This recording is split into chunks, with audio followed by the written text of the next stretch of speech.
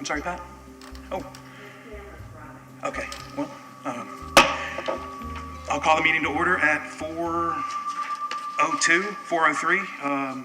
Today, January 19th, the Environmental Advisory Board is called to order. Welcome, everyone. The members of the Environmental Advisory Board were appointed by City Council. We serve voluntarily. The board's objective is to provide citizen insight to the City Council and staff on environmental activities within and affecting the City of Clearwater. Agendas of today's meeting are on the wall at the entrance to the chamber. Please remember to turn off your cell phones and electronic devices. To ensure a complete record of the board's actions, we ask each individual wishing to speak to clearly state your name and spell it for the clerk. Will members of the board and staff please introduce yourselves? We'll start to my left. Hello, my name is Sheila Sullivan. I am passionate about tackling the climate crisis and with science-based solutions and to help implement the Green Print 2.0. Thank you. My name is Marita Lynch. I think I'm going into my third year on the council, which I feel very fortunate about. And I think that the climate crisis is the issue of our times, and we need to do everything we can to address it. All right, I'm the chairman, Jared Leone. John Thomas, the vice chair. And our liaison. Sarah Kessler, staff liaison. All right, and our other member will be joining us shortly, Glenna Wentworth. Our first order of business is to review and approve minutes of the last meeting. Board members, are there any changes or corrections? If there aren't, can I have a motion to approve? Move to approve. All right, a second? Second. All right, all in favor? Aye. Aye. All right, none in opposition. Minutes are approved. We'll move on to the next item. Is there anyone here to speak to items not on the agenda? If so, please step to the podium and state your name for the clerk. You'll have 3 minutes to speak on a subject that is not on today's agenda. There will be no dialogue between the people speaking and the board members until after the speakers completed their comments. Is anyone who'd like to? All right. We'll move on to the next item, new business. Unfortunately, Mr. Jennings is not feeling well, and so he was unable to join us today. But he will, I've asked him a few questions that I know you guys are concerned about. So hopefully he will be at our next meeting, and he will hopefully answer some of those questions in the interim. Okay, great. Our other new business item, 4.2, presentation about the Sierra Club's Ready for 100 by Dave Silman. Thank you. Good afternoon, everybody. Thank you for the invitation and for your interest here. Got a PowerPoint loaded up for you. Bear with me just a minute while I get my bearings.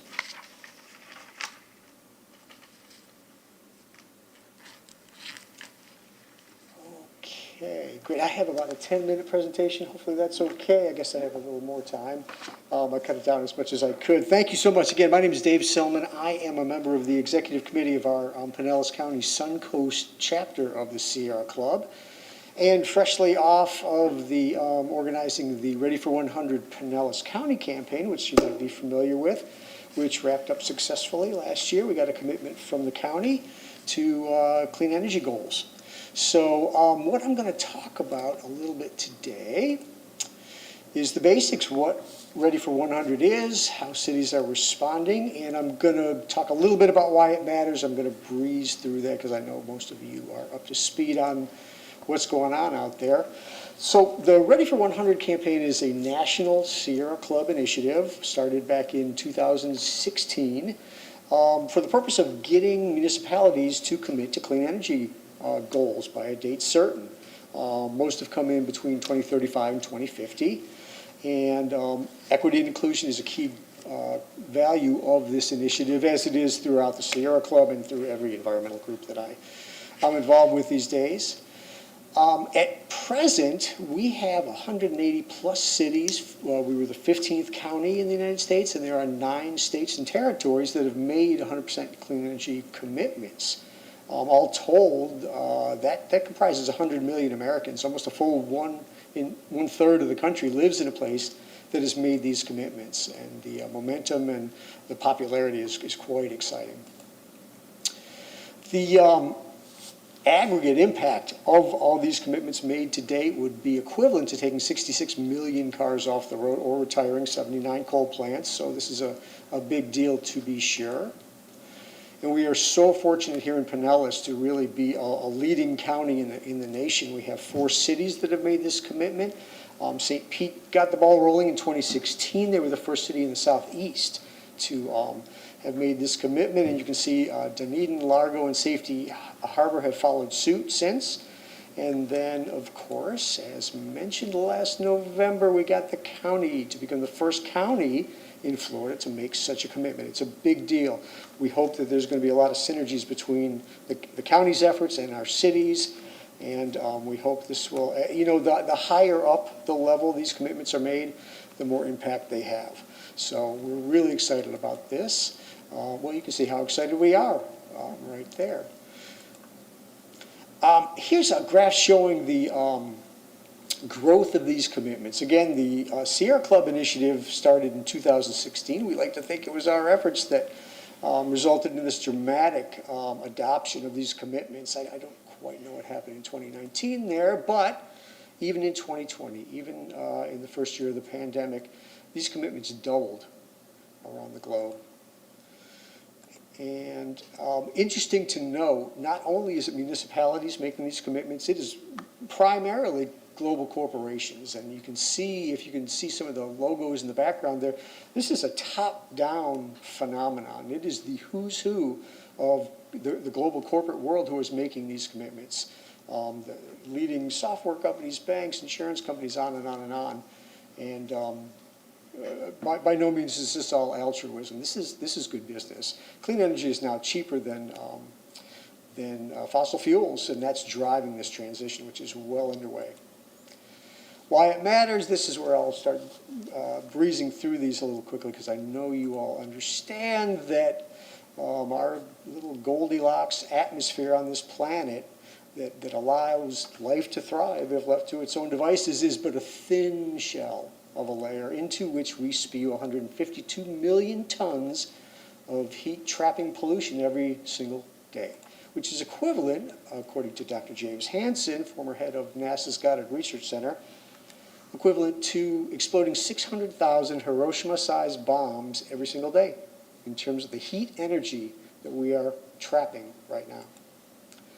And I know you know the graph of fossil fuels and CO2 concentrations in the atmosphere. That graph parallels the graph of global temperatures. The rise is so dramatic, it is way outside the bounds of any natural variation. The trends are clear. We're breaking records almost every year. The 5 hottest years have been within the last 5 or 6 here. Actually, this slide is a little outdated. 2020 tied for the hottest year on record in 2021. I believe is coming as the 6th hottest year. And of course, we know the ill effects of the climate crisis, especially here in Florida, heat waves.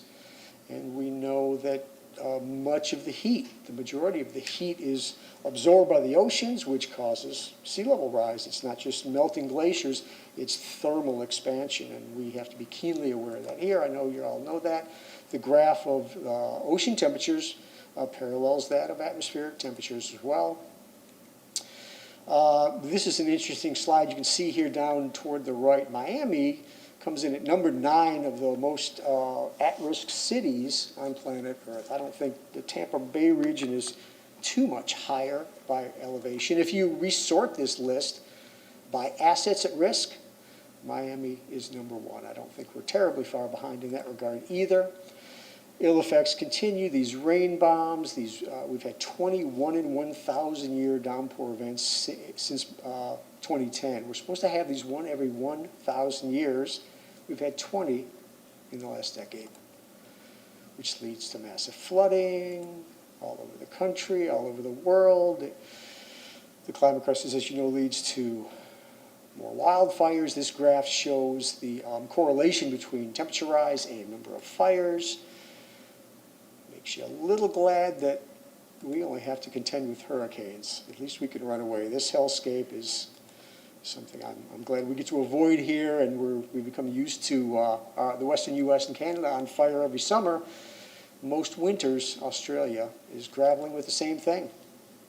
All told, all the ill effects, extreme temperatures, droughts, fires, floods, mudslides, they are in fact happening ever quicker. We're not just more aware of it. These events are truly happening at a frighteningly rapid pace.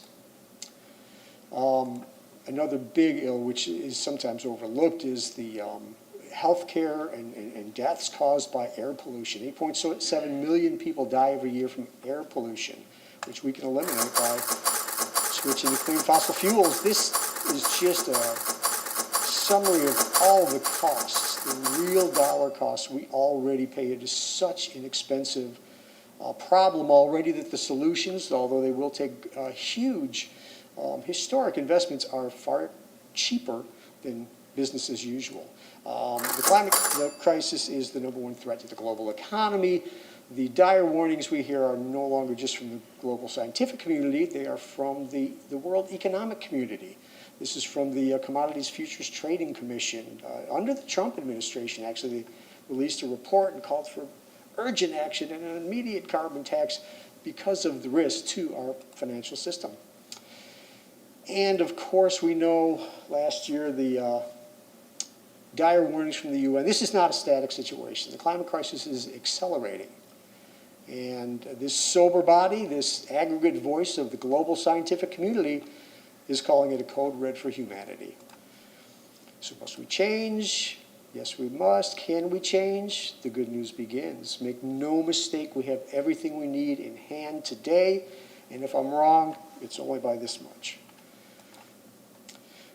Just a quick snapshot of some of the really, truly exciting things going on out there. The 2000 projection for world wind capacity, of course, was that we would reach 30 gigawatts by 2010. In reality, we exceeded that by 22 times. Wind power is taken off. Here's the global adoption of wind energy, and I'm sorry, it cuts off at 2019. That trend line does continue in the subsequent years as well. Solar, even more dramatic. Oh my goodness, solar is booming. The turn of the century projection was that we would grow by 1 gigawatt per year by 2010. We exceeded that by 17 times. That was by 2010. And by 2019, we had exceeded that by 121 times. And I sincerely apologize. I don't have better data because solar just blows through all projections. It is growing at a transformative rate. Here's a quick look at U.S. solar capacity, world solar capacity, and these charts are in inverse proportion to the cost of solar as it's declined. Wait, could you go to Battery storage is going to be the game changer. It is on a similarly dramatic cost could you do decline. the Yes, last- ma'am. I didn't understand the last slide. Could you do the last slide? Last slide, sure. The last slide is, this is the cost decline of solar PV. Oh, okay. And it's just an inverse relation to the adoption curve. So they are equals and opposites to each other. Storage will be the game changer. Battery storage is coming down so dramatically in price. It's a few years behind solar, but make no mistake, the projections are profound. Sell your ExxonMobil stock now. We know what's happening in EVs. So many, maybe all major automakers have committed to EVs. Many have committed to phase out internal combustion engines. Adoption is only going to grow as we have more choices on our local lots. And this is very much a business story. Because clean energy is now cheaper than fossil fuels, it changes the whole equation. It changes the whole paradigm. We have the economic case on the side of clean energy. Wall Street knows it. And venture capital knows it. And money is flying. And the climate tech is the darling of venture capital.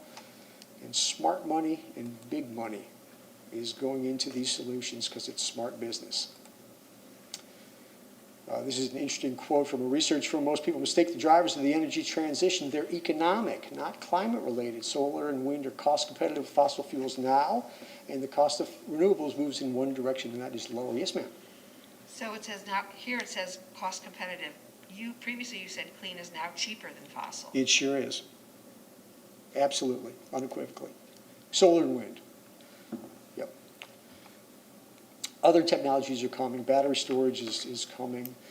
Green hydrogen, a number of other options. Of course, we've all heard often about the number of jobs that stand to be created. Depending on whose numbers you believe, it's in the tens of millions.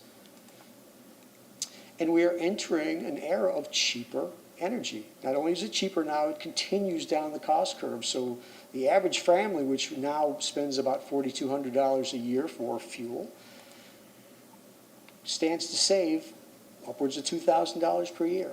And we're talking about stabilizing energy prices too. Energy prices largely fluctuate because of supply and demand in fuel, right? No fuel. Cannot overstate the impact that the fuel is free. So can we change? Absolutely, unequivocally. Will we change? That's the million-dollar question. It's all about the kids, after all. To quote my favorite environmental saying, we don't inherit the world from our parents, we borrow it from our children. And there is contact information for me, and I'm happy to answer any questions. Thank you very much, Dave. Sure. Okay, does anyone on the board have any comments? We'll start from... I have a question. What does it look like when a city adopts Ready for 100? What are the strategies that they put in place? You know, it's such an interesting question. There's so much great stuff going on in Pinellas County. It's a brave new world, to be sure. Everybody is writing the script. Step one is generally to create a plan, like Greenprint 2.0 just came out. Dunedin just released their brand spanking new plan yesterday. So writing a master plan is one of the very first steps. It's a heavy lift. It can take literally years to put these plans together. In the interim, there are many things. Dunedin is showing a lot of leadership. They have solar rebates right now. They're solarizing buildings. There's a lot of things you can do as you plan your master plan.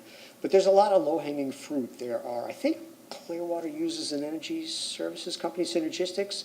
There are companies out there that are expert in a holistic approach and can help you basically on the efficiency side and deploying clean energy where it makes sense.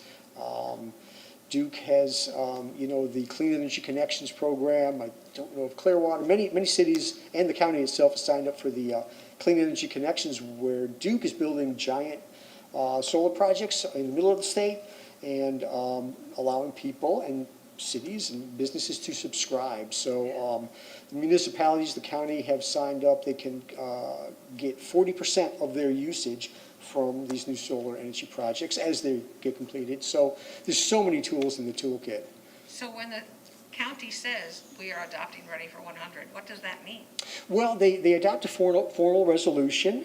They are in the process of putting the finishing touches on their master sustainability and resiliency plan. So, for example, these goals now will be baked into that plan. And, in general terms, it will be a lens through which all county business now is conducted with an eye towards sustainability. This plan that is due out, I think, in the spring or early summer will have specifics, of course. There's lots of ways to skin a cat, but again, there are so many tools in the toolkit. The way they get combined will vary from place to place. So this tool, I'm just not getting a clear idea what it means. I mean, anybody can say I'm ready for 100, but is it a template that the Sierra Club provides that says this is how a community commits to Ready for 100? They do A, B, C, D? Not necessarily at this point. The Ready for 100 initiative at our National Sierra Club level and us locally as well are turning our attention now. We're actually changing our focus a little bit more, less toward getting new commitments and more toward helping committed cities with the implementation. Again, there's no one-size-fits-all. Everybody is figuring this out together. We hope to help our cities here in Pinellas by facilitating, idea sharing and best practices, policy information, and, working with the Pinellas Sustainability, I forget the name of the group, but there's a wonderful group in Pinellas of sustainability directors who are working on these things together, so. Go ahead. The first time I ever spoke in front of this board was to ask if you were interested in the Ready for 100 program, wanted to hear about it. And I think Brian Beckman came and made a presentation. It was probably about 4 years ago. And now where we're at is we have a sustainability plan that has committed to 80% clean renewable energy by 2050. So at the time, we were, I said I'd like to see 100%, because we're on our way. There's no question that, we have a solar feasibility study, we're looking at a synergistic contract. We'd just like to see it go to 100%, and it was brought up before council as well at the time, and anyway, this is basically Clearwater, and Clearwater has made, and Sheridan can speak more to it specifically, with Duke, gotten to the agreement, and with Duke on the Clean Energy Connections program. So I don't know, up to like 40%. I don't know if we've gotten in on that from the get-go. So the Ready for 100 program. I'm with Dave on the Suncoast Sierra Club Executive Committee, and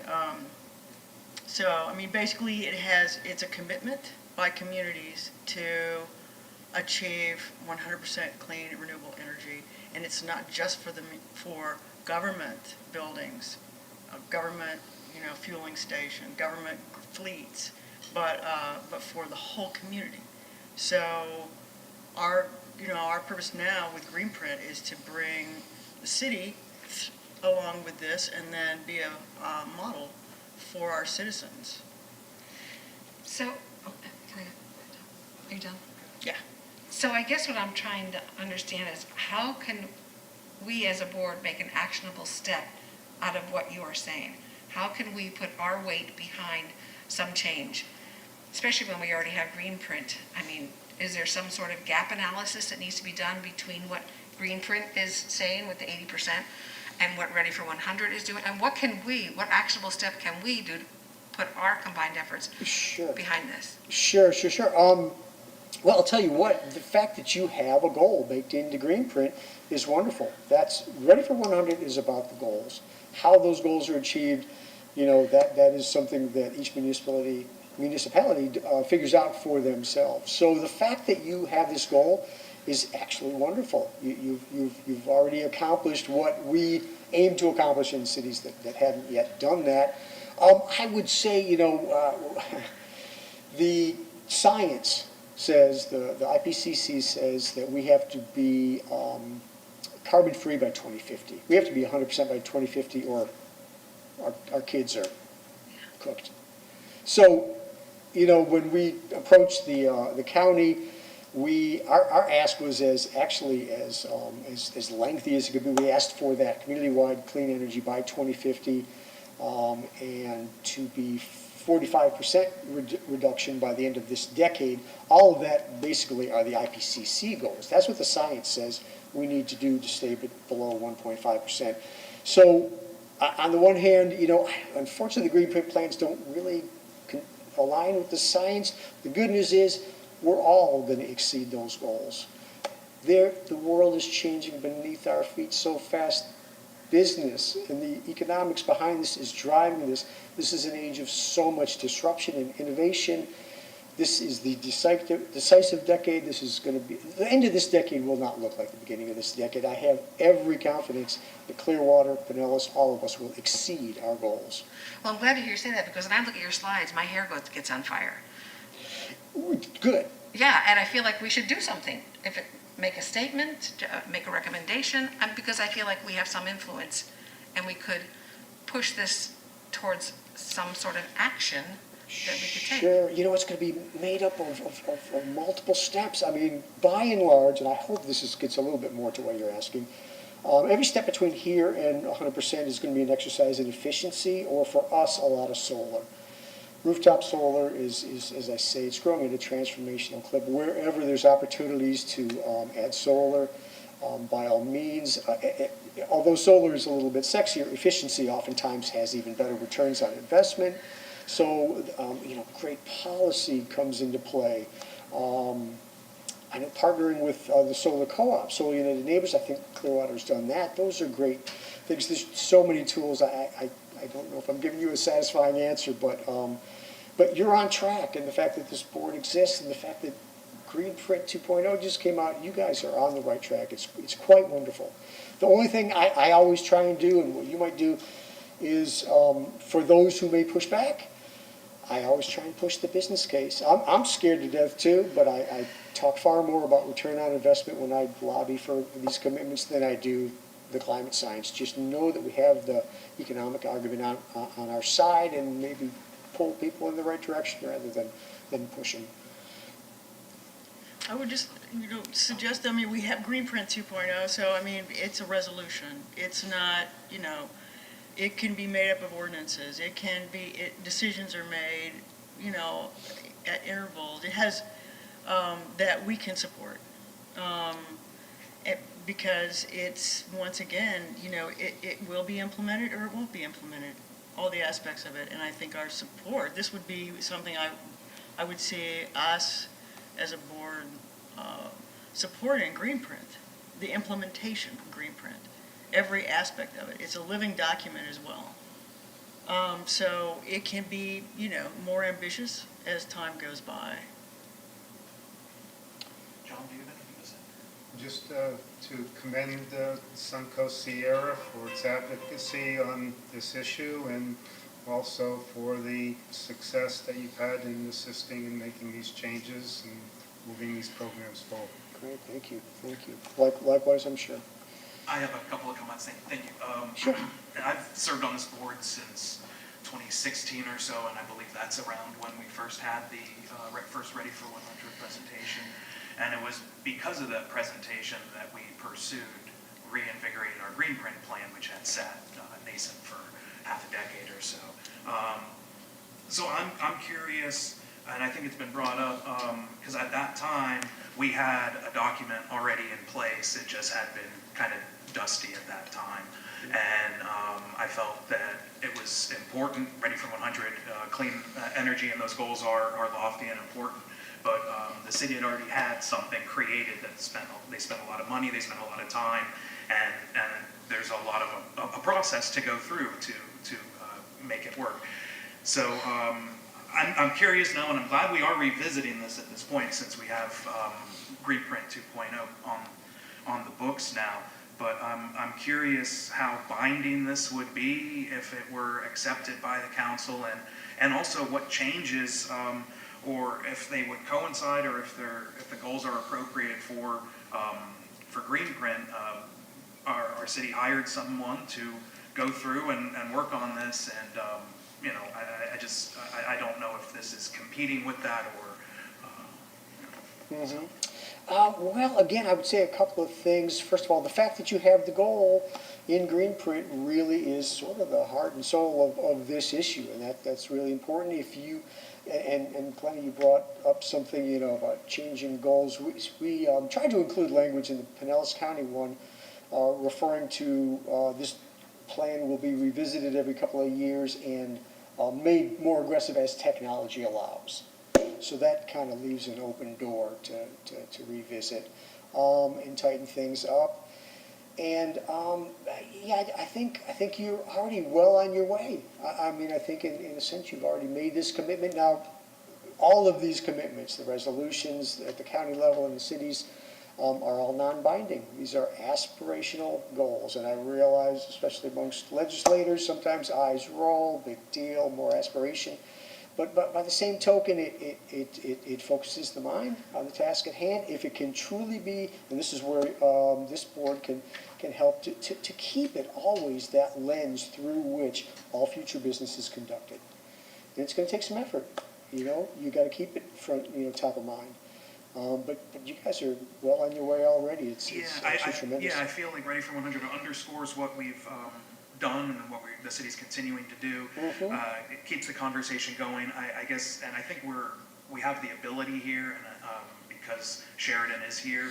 If I don't know, I don't want to if it's the wrong place, but I would be curious to know if she has any she can add anything to how to this discussion in terms of how it could be implemented if we were to support moving something like this forward to council, how this would impact your life, so to speak.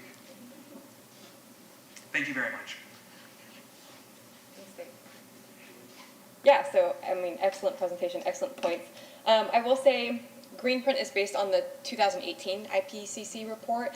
As Dave mentioned, nothing about climate science is static, and we're always learning more. So that 2020 report is really where we're like, okay, actually things need to be elevated to be carbon neutral and 0% by 2050. I will say some things to keep in mind is we are a little unique as a municipality compared to our neighbors in that we have a natural gas utility. So that makes the conversation a little more complex when we're talking about 100% clean energy, renewable energy goals, and what does that look like for that department.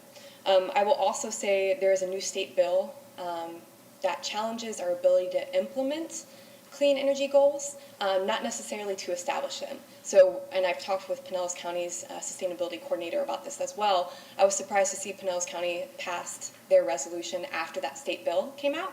And it was because their lawyers interpreted it as, we can make this goal. Does the state bill impact our ability to implement it? Maybe. So the new state bill says basically along the lines of like, you can't establish clean energy goals. Or you can't implement them. So that's a little bit of a hiccup and a challenge in the discussion of this. I will say in regards to what does that look like if we were to make that 100% commitment, it would really be we stay on the same path, we just accelerate it. So already, as Glenda mentioned, we're looking at energy efficiency programs within our municipal operations. We're looking at solar for our municipal operations. We're also heavily working with the Solar United Neighbors Co-op, and we're looking to become a funding partner for them so that we can better engage our residents. And we're also starting some discussions with our economic development and housing about what solar options are there for low income, and can the city be involved in creating some kind of program, which is really early in that conversation. So as Dave mentioned as well, just like climate science isn't static, the ways to achieve this goal aren't static, and as we see more technology either come to be or improve, I mean, we'll gain greater clarity. But really the pathways to this are energy efficiency and renewable energy, and just accelerating that. Yeah. There's a preemption goal again this year on enforcing or on sustainability goals, municipal sustainability goals. Yeah, I'm sorry, I don't have the number in front of me, but it was passed. There's also a bill that is eliminating net metering for residents and businesses. Proposed, not passed yet. So. No, it's not passed. Yeah. Oh. I mean, I believe it's under review currently. It's heading in the Senate to the second committee. First committee passed it. Ed Hooper is on the second committee as well, just to say. And I'm a solar, I'm a resident with rooftop solar, so I have a great interest in this. It would gut the solar industry in our state, and it's prompted by the utility companies. Yeah, and that's another great example of the need to remain flexible, because we can establish these goals and create these plans, but there may be new legislation that impacts the ability to meet those goals. So. Thank you very much, Sharon. Okay, I don't think I have any more comments. Does anyone on the board have any more comments at this time? Are there any comments from the audience? I just wanted to Yeah, please. really quickly to one thing that Sheridan added, and she is correct. The preemption bills last year were a big worry. We did not know what they meant. They did pass. The one thing I will say, the reason we proceeded was because all the bill co-sponsors were asked and said verbatim, this will not prevent 100% clean energy goals. What these preemption bills have been interpreted as broadly is taking away the sticks. We still have the carrots. We can pursue clean energy. The bill, the heart and soul of the bill is that you cannot prevent any other fuel source from conducting business. Honestly, and I know it's a little controversial to say that in Clearwater, where Clearwater gas lives, a big part of solving the climate crisis is weaning ourselves off of natural gas as quickly as we can too. We just have to. It's got a huge greenhouse gas footprint. Many cities and states or municipalities around the country are already starting to say no new construction can include natural gas piping. All new buildings will be electrified. We in Florida now cannot do that. That's part of the way that preemption bill hurt us. But we're still full steam ahead. We still can pursue this for our own purposes as municipalities and, of course, do it based on the economics of it. So just wanted to throw that in there. Thank you. I appreciate that, Dave. Thank you very much. So, Sharon, correct me if I'm wrong. So what I'm taking away from what both of you said is that Clearwater is on the right path. And that if anything that we want to do would be to accelerate. Which leads me to ask, what can we as a board do to help with that acceleration? Yeah, I think we could pass our support for Ready for 100 and move that to the city council to then hear and look at, and then they would have to take up, but knowing that we have thrown support to it if that's the case. Do we need a motion? I'm sorry. Well, yeah, I don't know if it's something that I think we can pass, create, but I think we'd have to still look at it at our next meeting, you know, to make sure what we put forward is, that's how I would do it, is we can discuss how we want to move forward, and we can put something together, and then at our next meeting we can pass that forward.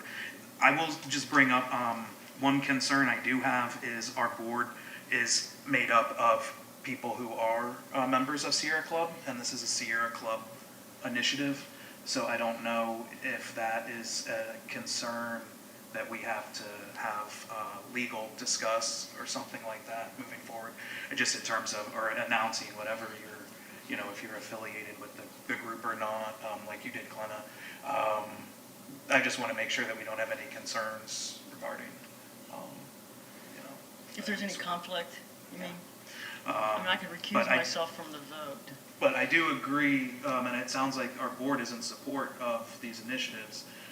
It's just, yeah, if that's the right channel to move it forward. Sarah?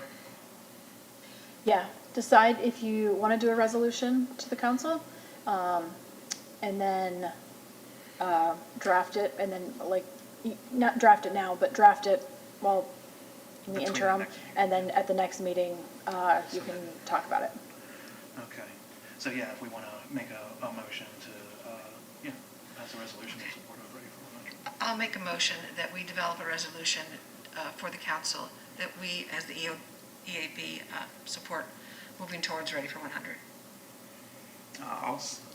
Anyone just second? I'll second it. Okay.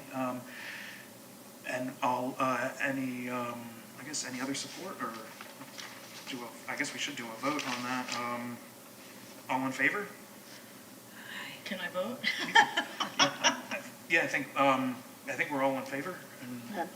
I will clarify that. I don't think it's probably an issue, but Okay. I'll clarify. Yeah, I just want to make sure that we're not in any sort of. And then who would write that resolution? Well, I can, or whoever. Well, I we think can whoever discuss develop- the chair. Yeah, So when we go to when that we end, elect the chair, we can, Okay. Yeah. or if somebody else wants to volunteer for it. Yeah. Okay, so then we'll move on to our next item then. Great. Item 4.3, presentation about sanitary sewer overflows and lateral infiltration. Mike Flanagan, come on down. Thank you. Is your presentation on here? Oh, okay. I think I can speak for some of us on the board. We're really excited about this presentation.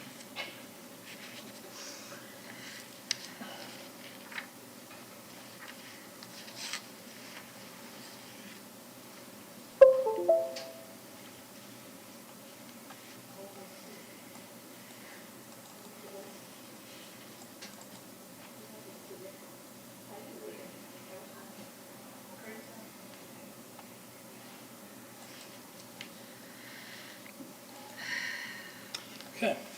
Good afternoon. Thank you. I appreciate you having me here. My name is Mike Flanagan. I'm the Public Utilities Assistant Director. Here, we're going to speak about reclaimed water and wastewater overflows in particular. We distinguish between the two. We're going to kind of talk a little bit about the differences between the two and some of the impacts with it. Okay, so we're going to start with kind of an overview, talk a little bit about our system, not in great detail because that would be a little long-winded. We're also going to talk about some regulatory rules and changes. Smart cover installation, which may not make much sense right now, but we'll talk about it. We'll go through it and kind of explain what that is and how that impacts us. We'll also talk about inflow and infiltration and the monitoring program with that, and the Tampa Bay Estuary program, and the Pinellas County's Wastewater Stormwater Partnership. So a little bit about our system, a little bit of the background here with our system. We have 8,300 manholes, 370 miles of gravity sewer, 38 miles force main, and 73 lift stations. So it's a reasonably sized system. We have 3 wastewater facilities that treat our wastewater here at the city, the largest one being the Northeast Water Reclamation Facility, up on 580 there. The second largest one being the Marshall Street facility, and the third one being the East facility, which is our smallest facility. The reclaimed water system is permitted for 12 MGD. We also have the ability to transfer 3 million gallons a day to Pinellas County. Their demand is actually quite a bit less than that, but we have the ability to do so, and it's contractual as well. We have 3 ground storage tanks where we can store our reclaimed water as well, 5 million gallon storage tanks. So this kind of gives you an idea of our service area. You can see the lines there in purple. One of the things that's worth noting, you can see on the right-hand side, Safety Harbor, we do treat wastewater from Safety Harbor, but it's not a part of our reclaim system at this time. We're looking at areas within this system, within the city, that we could perhaps try to expand our reclaimed water system. Okay, Senate Bill 64, surface water discharge, the elimination of surface water discharge. This is a Florida State Senate bill, which is a sweeping change for our industry. Essentially, it is that none of the facilities within the state can put fully treated effluent from a wastewater facility into a surface water unless they meet certain criteria, which is actually, some of this criteria is actually outlined here. But could meet one of the following. This discharge is associated with indirect potable reuse project, permitted wet weather discharge. The discharge of stormwater is and is later withdrawn for irrigation. The facility reuses a minimum of 90% of its flow, and discharge provides direct ecological and public water supply benefits. So that's some of the criteria that are exceptions to this rule. So we'd had to submit our plan. We've submitted our plan to the state where they're in the process of reviewing it. They have 9 months to review our plan. We have to be able to meet the criteria by January 1st, 2032. So we actually kind of view it as the end of 2031, which, believe it or not, is actually a short time horizon for us as we go through our planning cycle. So we took a different approach at the different facilities based off of that. It's probably good to mention as a background here, we treat each basin somewhat separately. We have the Marshall Street side, which is the western side, and then we have northeast and east is somewhat a bit more combined because there's one pipe that connects the 2 of them together. So this portion of it here is specific to Marshall Street and some of the things, the approaches that we can take.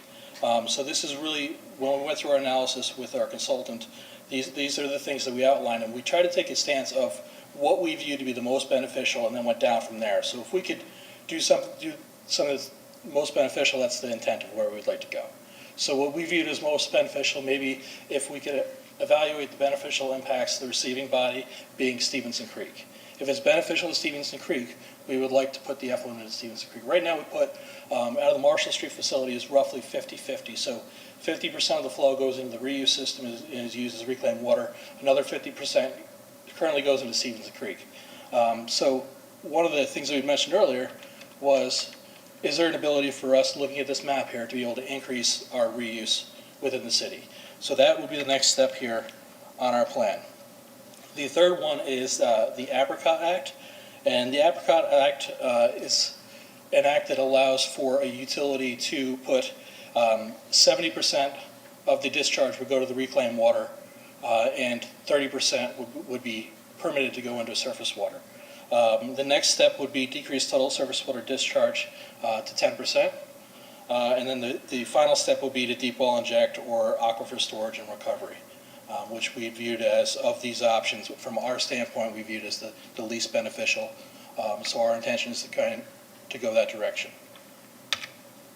Okay, the northeast WRF and the east WRF. So it's a little bit of a different system. We have less reuse there, so our goal would be to potentially increase reuse as much as possible, either on our own within the city or with our partners. We mentioned earlier that Pinellas County, we're permitted and we're allowed to give them 3 million gallons a day. If there's a possibility for us to do so, we'd like to do so, but they face the same constraints that we do as part of the issue. The constraints are with reuse primarily is that when it rains, the customers don't want reuse. We have an abundance of reuse that we essentially can't do anything with. When it's drier, everyone wants reuse, and we don't have it because everyone wants it. So that's really the issues that we have, to be honest with you, with the reuse. Compounding that issue is when we're working with another entity, they have the same constraints. So for us to work with them, it's a challenge. So we do the best we can to try and work with them and try and make sure that we're getting the reuse out there. Yes, of course. Can I ask a very naive question? I'm not clear on what surface water is. Could you define surface water? Okay, no, that's great. So right now, we have our wastewater facilities that we mentioned earlier. The Marshall Street facility has an outfall. So essentially what it is it has a pipe of water that goes into Stevenson Creek. That water is fully treated. Okay. It's It's I've done a lot wastewater. of testing of it. Actually, it's typically much cleaner than a receiving body. So what you're looking at, like the difference between a surface water or groundwater, like, so everything on the surface is a surface water, and then you have groundwater. Is that surface water from a wastewater treatment?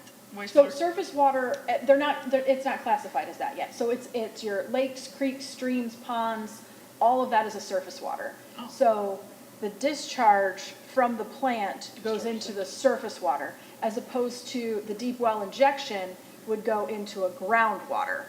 So it's just a clarification as to where the water from the plant would go. And the like where- treatment plant is,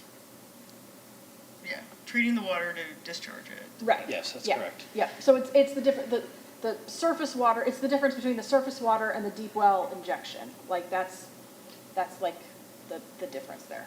But it's Got it. water from the treatment plant going into fresh water, or it's just fresh water surface? It's going into, like, this doesn't clarify this surface water is gonna go into Old Tampa Bay. So it's going into salt water. Yes, the Yeah, northeast. In and east. Stevenson Creek, it's going into brackish water so it depends on the tide, whether it's like more fresh, more salt. So it's like brackish water in Stevenson Creek. So it's not, surface water isn't defined as a salt or fresh. It's just what's on the surface of the earth as opposed to what's underground. Okay, but it's not, okay. One other clarifying question. Yeah, of On course. the decrease of discharge to like 10% or whether it's 30%, is that annual, monthly, daily? How is that measured? It's What's the annual. average? And It's that's the actually. annual? Yes, it is annual, and it's without getting too far into the weeds, see, the issue that ties into the question with the reuse as far as the different times of the years and the issues that we have with that. So that is a very important question that you have. It's a very important distinction. So are we to infer that what you see as the most valuable use of the water is to reuse it? So from our perspective, yes, And the second most value is to decrease the discharge of surface water to 10%. which in essence, in the most likely scenario would also be to reuse it. There's different ways you can reuse it. There's also other ways that we can meet that criteria. We could have, in all likelihood, if that were to be the case, given the time of the year that we were just talking about, it might be a combination of things, whether it be reuse or the ASR, where essentially you put it down to the aquifer and you pull it back up and you could use it as reuse. Or you deep well inject it and put it down into the upper aquifer. Okay, so I get why the deep injection is not such a great idea, but I'm not sure why why you want to, what's the problem with putting it into surface water? Why don't you want to do that as much? The Florida State Legislature had said that we can't, essentially. So I think a lot of the view of that, and again, I'll leave my opinions aside. A lot of the view of that is that it's we're going to get into with the nutrients in Old Tampa Bay and things of that nature. I don't know how much. Sorry, I was trying to find the slide as we were speaking about it. I don't know how much of a contributing factor it is or not. I know that our facilities, in terms of total nitrogen, we're permitted for 3 micrograms per liter. We have about 1. I know plenty of other facilities that aren't meeting 20. Or I just needed a reminder. in that range. So it's a very political thing, to be honest with you. Okay. So just to put my little 2 cents in there, if you water your lawn with Clearwater's reclaimed water, generally you generally people can put fertilizer on their lawn at the same time. Whereas if you're in St. Pete, they recommend that you use a heck of a lot less fertilizer because their reclaimed water has a lot more nitrogen in it than ours does. And so it's like every plant has a different little makeup of it. And so ours is really good, better than theirs. Thank you. So part of the concern with the surface water is kind of like Sarah was just alluding to, is the nitrogen and the phosphorus primarily. I'm sorry to keep asking questions. No, feel free. So it's possible to take the nitrogen and phosphorus out of the water? Okay. Yeah. It's an expensive process, but. But that's how we are able to have less nitrogen in our reclaimed water than St. Pete, isn't it? To some degree, so there's different types, and I don't want to get too far into the wastewater facilities. There's different types of wastewater treatment facilities. We operate 5-stage Barton-Hole processes with the intention of removing the nitrogen and the phosphorus. When it comes into the facility, depending upon the pH, it's either ammonia or ammonium. And through our process, we convert it into nitrate, and we remove a fair amount of the nitrate. We do still have some organic nitrogen left in it, and we do still have a small amount of that nitrate left in it at the end. But it's coming in orders of magnitude far greater. It's coming in 20, around that range. So we remove it down to get it down to about 1. Because depending upon the form of the nitrogen, if it's the ammonia, it's toxic. The nitrate, blue babies, all sorts of different other issues associated with it, in addition to these excessive algal bloom possibilities and all these other things that are associated with that. So really a portion of our intent, other than removing the carbon and some of the other things that we're moving through our facility, is to try and decrease that nitrogen and remove that nitrogen. Okay, thank you. Okay, so House Bill 53, this is a little bit different than what we were just talking about, but it's also important in the same regard because we're really want to get into, we're talking about the spills, and some of this is tied into that, and that's why a lot of this information is being provided. As a requirement with House Bill 53, we're required to do a 20-year needs analysis. This doesn't get into all the details, but within our collection system, we're essentially required to do all these different types of steps to assure that we're doing what we need to do to upkeep our collection system. So this is to assist maybe some of those organizations that aren't doing as strong of a job doing this already. And there's a schedule that's associated with that, and we're very hopeful that because June 30th, 2022 is when FTEP wants us to submit a document that they haven't provided us the template to yet. So we're very hopeful that we get this template soon and we're able to get this document completed. And if it's anything that looks like the stormwater one, it shouldn't take too much for us to get it going, given we already have much of this information. So there was a change to a regulatory change that impacted us.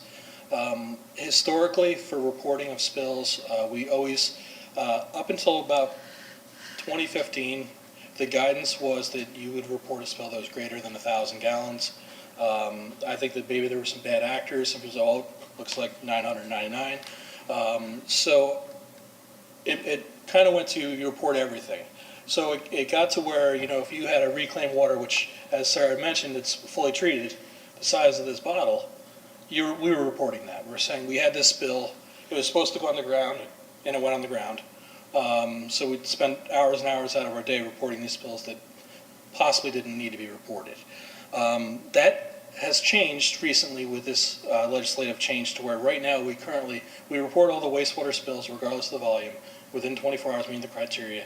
But our reuse spills, less than 1,000 gallons, we don't report unless they reach a surface water. Because that's a little bit different. We handle that differently if it reaches the surface water.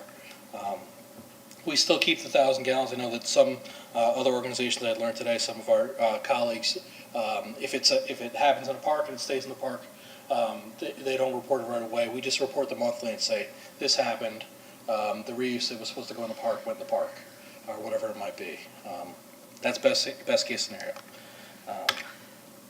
Okay, so now when we start getting into more of the collection system, we just talked a little bit about some of the regulatory changes that were associated with it.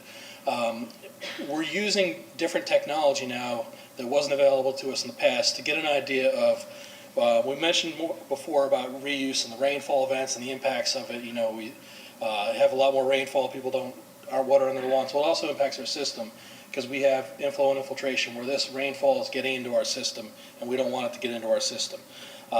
So we're using this smart cover technology, which manhole cover mounted level sensor data. It has the antenna and the transmitter, which actually rests on the top of it. And it's real-time data evaluation, trending, and alarms. So we'll talk a little bit about some of the details of it. You can actually see it on here if you look on the right-hand side there. There's the antenna, and on the left-hand side you see that this is the gentleman from Smart Cover, and he's installing it. That's a battery, and it's a transducer that's going to give us an idea of what the level is in that manhole. So you can kind of see it through this picture right here. This picture is of 1219 South Fort Harrison, and there's a manhole number that's associated with that. So you can kind of see that it gives you an idea. So when that water level comes up, it'll alarm and let you know that water level is coming up before it comes out and over the manhole, because we obviously don't want to come out of the system and into our streets, or worse yet, into our lawns or homes. So it's essentially a float. Oh, sorry. Sorry, it's essentially a float. It's not actually a float. Let me see if there's a picture. It looked like It there was a will little hang blue there. thing on the It'll picture. hang there.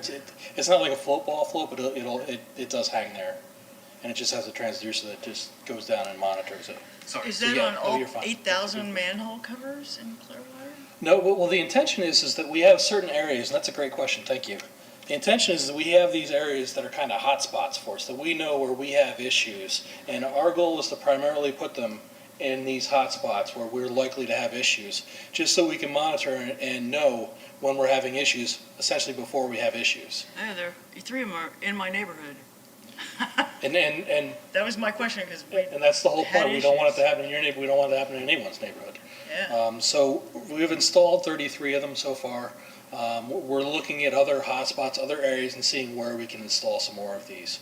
Why are some things a drop and some things are round green? But because those actually those are monitoring the rain level. We were talking about the rain level, so that's monitoring how much rainfall we have in those areas.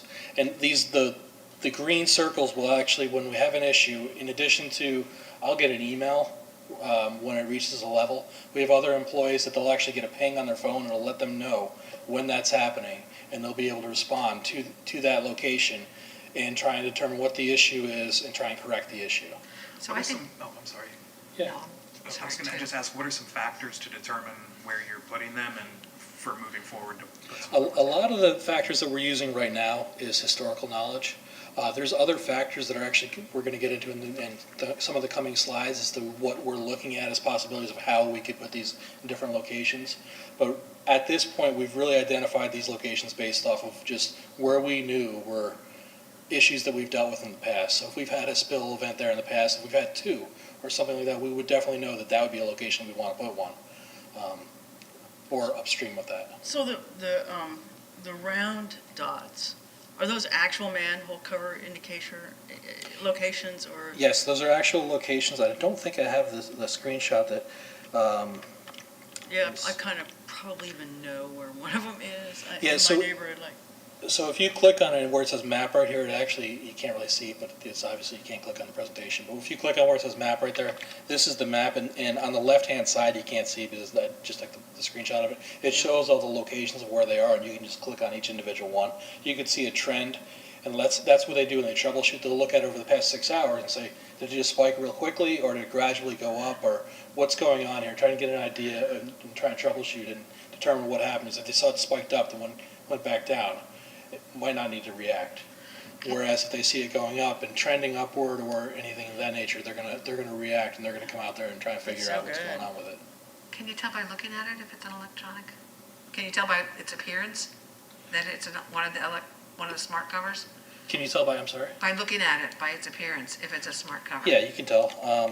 You see the right-hand side, you know, you drive over the, in the road in the middle there, they have the yellow, I forget, I don't even know what they call them. They look like the little reflector thing. Yeah, like the yeah. divider reflector. So you can kind of see on the right-hand side, if you see a manhole that has one of those kind of reflector type things that's green on top of it, that's one that has it. That'd really be the only way for you to be able to tell from looking at it from the top. So you don't let the engineers come in and take inverts and see what's going on those? You do those yourself?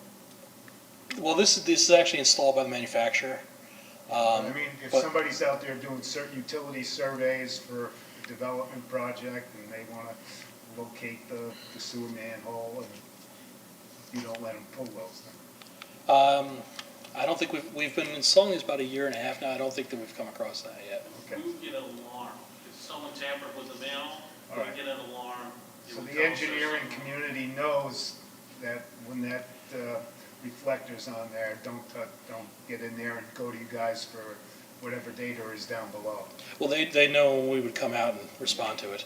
It actually, in the alarm that Rich had mentioned, this Rich Gardner, the director, the alarm that actually comes up with that will let you know that it's above, the sensor is above the antenna. Because that's when we went out there this morning, we pulled one of them, that's exactly what it did. I apologize, I No, own no, a no. surveying and engineering company, but I've been retired for 8 years, so I haven't come across this. No, that's great. I appreciate the comments.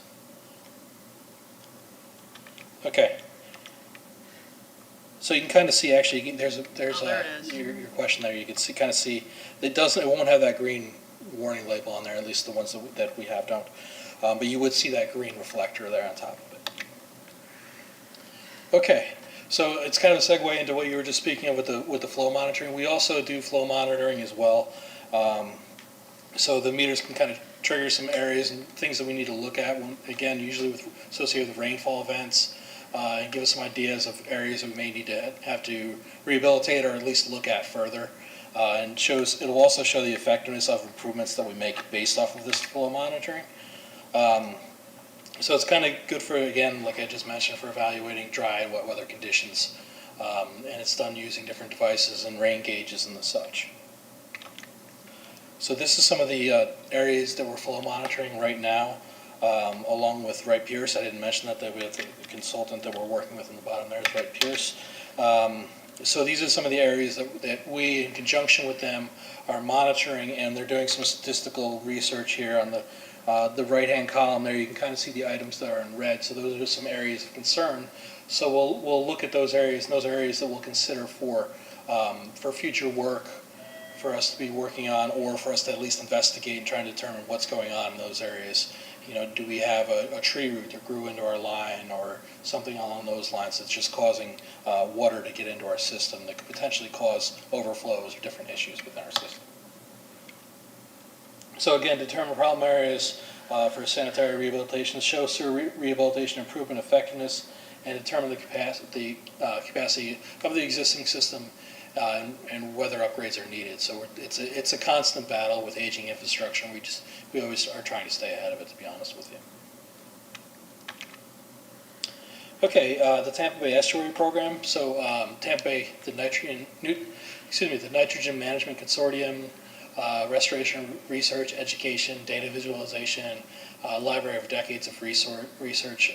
So we kind of mentioned a little bit earlier, and that's part of why we were talking a little bit about the facilities and the nitrogen and some of the different things that are going on there. You know, really our intention is to try and, as we send the water into the surface water, is to lower that nitrogen content as well. So there's some different avenues associated with that. So again, nutrient management, algal blooms, quite a bit of work in Old Tampa Bay. Identify and understand emerging contaminants and contaminants of concern,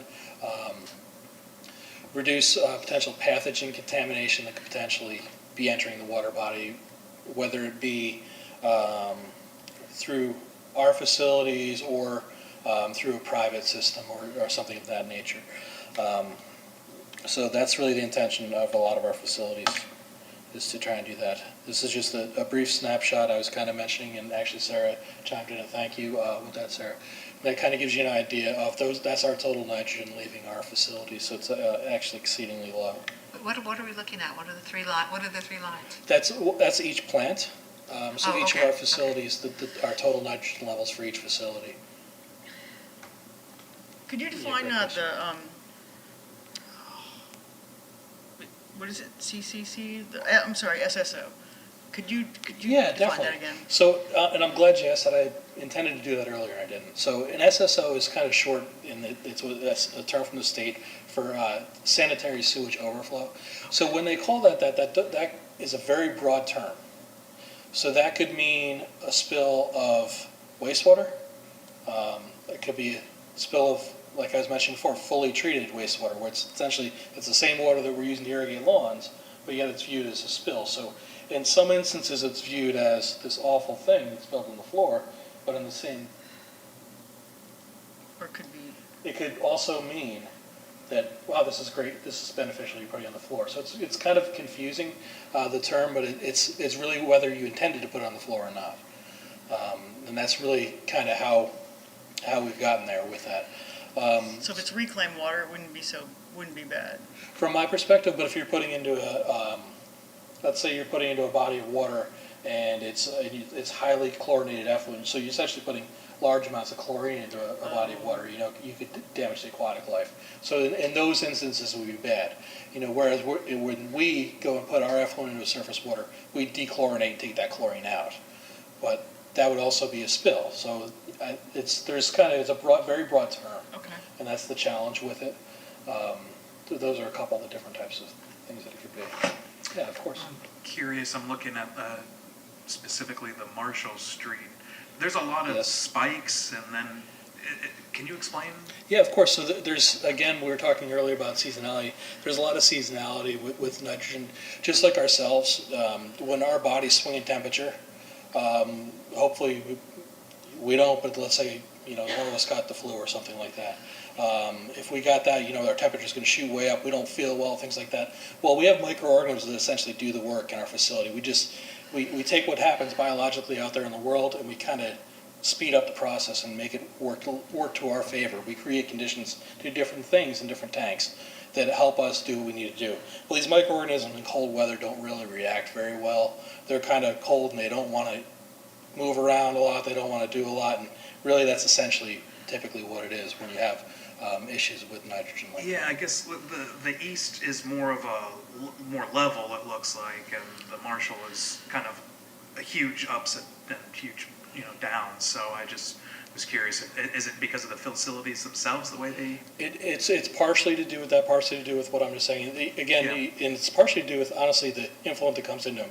All these facilities, have different things that impact them, like a brewery or something that's going to have or an orange juice plant's going to have a really large impact on a facility, as opposed to one that's just has residential customers is going to have different impacts as well. So partially it has to do with what's coming into the facility, and it partially that even comes with the alkalinity of the water in your water system, and that's coming back in. That's going to impact how these microorganisms react. So there's a lot of different conditions that come into that, but I think that you hit on a very big one right there, and a key one, yeah. Do any of the facilities have anaerobic digesters where you're using waste energy? We're not using waste energy. We do have anaerobic digestion. We do have a methane byproduct.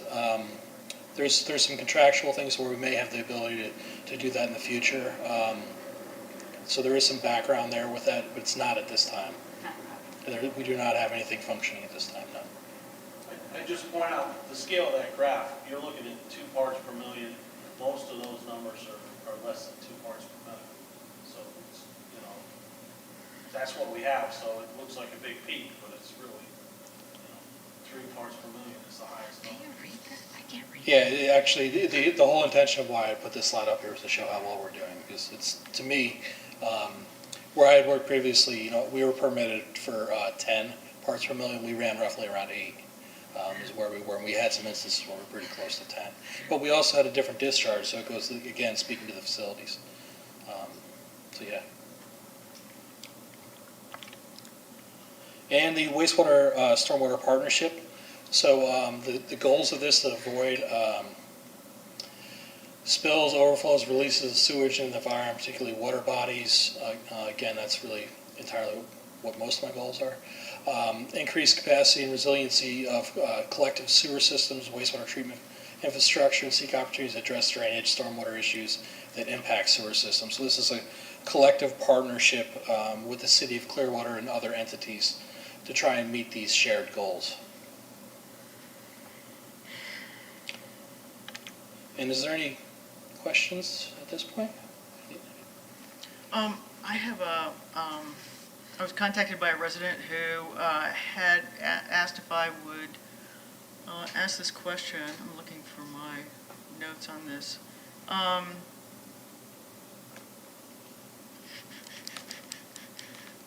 She wanted to know, she lives in the Valencia Park, Cedar Grove area, and they're being evaluated right now for repaving of their roads.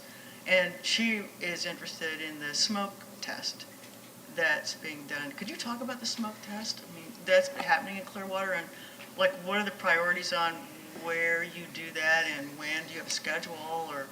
Yeah, so we have a consultant that we're working with on that. We actually have a collection system master plan. So, and part of that actually, to be honest with you, part of that ties into this as well. So this is going to identify areas that we want to smoke test, because when we look and we see different issues with the flows, and we see a lot of inflow and infiltration, that gives us an idea that maybe there's a hole or something in our system that we need to look at. So this slide really in itself really speaks to that question very well. Because we try and monitor the system, we try and say, well, this area is of greatest concern, this is another area of concern, and part of that too, we rely on our personnel, because our personnel, they're out there every day, they're working with it, they know where a lot of the issues are, so we're partially relying on them in addition to this to help us with prioritizing these areas and try and work through them. Again, it's always a concern. We're always trying to work with aging infrastructure. It's very costly to replace infrastructure. What are the pipes made of? Are they iron? It varies. Okay. Yes, some of them are. Some of them are PVC, the polyvinyl. So it really varies.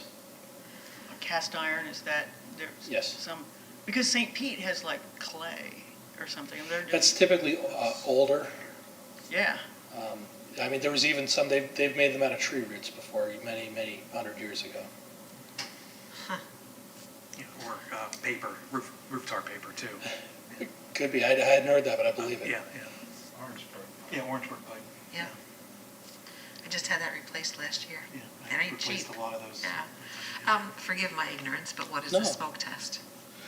So essentially, they blow smoke into the system, and where the smoke comes up and billows up, it gives you an idea of where there's an issue. Oh, okay. But it's not real smoke. It looks like smoke. It's more like what they use in movies. I'm sorry. It's not real smoke. It's more like a vapor, but it looks like smoke. And so you're monitoring a vapor buildup? You're looking for blockage? Are you looking for leaks? Where the smoke comes out, there's a hole in the sewer that shouldn't be, or there's a connection. Sometimes people connect their roof leaders to the sewer, and the smoke will come out of their roof, and we know, hey, that's an illegal connection. Oh, You gotta fix it. Sump pumps. Yeah. Any other questions? Yes. But how can you tell them when it's underground? I guess I'm just trying to visualize it. It'll come up out of the ground. It comes up out of the ground. That's amazing. So you would only do that test where there already had been problems? Typically, it'd be great. In an ideal world, we do it everywhere. You would start with where you're having the most problems. Do you coordinate that with the city in terms of, traffic engineering? Like, If we needed to, yes, we would. if you needed to, I would imagine. It really depends on the situation. Yeah. Okay. Any other questions? I'm curious if there's any plans, you mentioned increasing capacity, converting more septic to sewer. Are there any plans for more projects throughout the city for that, or getting more people off septic tanks? Well, I know that part of that discussion has to deal with, just moving down here, to the Wastewater Stormwater Partnership. Some of the areas where there are septic systems are actually unincorporated Pinellas County. So some of that has to deal with this partnership and identifying what areas are theirs, what areas are ours, and what areas we can do that. They're actually meeting on Friday, and I know that that's a discussion topic that does get brought up, that working through those types of items. So we have the septic to sewer conversions on our CIP list. They're out in the future, but we're looking, can we move them up somewhat? We have a list and it's been prioritized. We just want, and one of the things that our department has put in for the ARPA funds is, hey, can we do some of these septic to sewer projects sooner? So Yeah. we're trying to move them up. No, that's great. I live in a neighborhood that was, I think, one of the last septic to sewer projects, one of the larger ones that the city did quite a few years ago, and I think there were a lot of challenges with that, but hopefully you guys can get them back on. Yeah, I believe the last one I had seen was roughly around 2016. Yeah, well, this one, that's around when we finished up, was 2014, 15 or so over there. Are there any programs related to septic systems and their maintenance? I know I came from a state where any time title transferred on a residence or commercial property that had a septic system, it had to be inspected and pass an inspection with certain criteria, and if it didn't, it had to be upgraded and improved to the current standards. Yeah, well, that's outside the scope of what we do, but I know the Florida Department of Health and Florida Department of Environmental Protection do work on those instances. I don't know exactly what they do and how they do it, so I really can't speak to it. There's no way for the city to create its own ordinance for septic system inspection when it passes title? I mean, it's... I'd It's a have to look public into it health and get issue. back to you. Well, honestly, we'd rather them use our system anyway because we know what we do and we believe that from our view, we do it well. So I'd have to get back with you on that, to be honest with you. Yeah, no, St.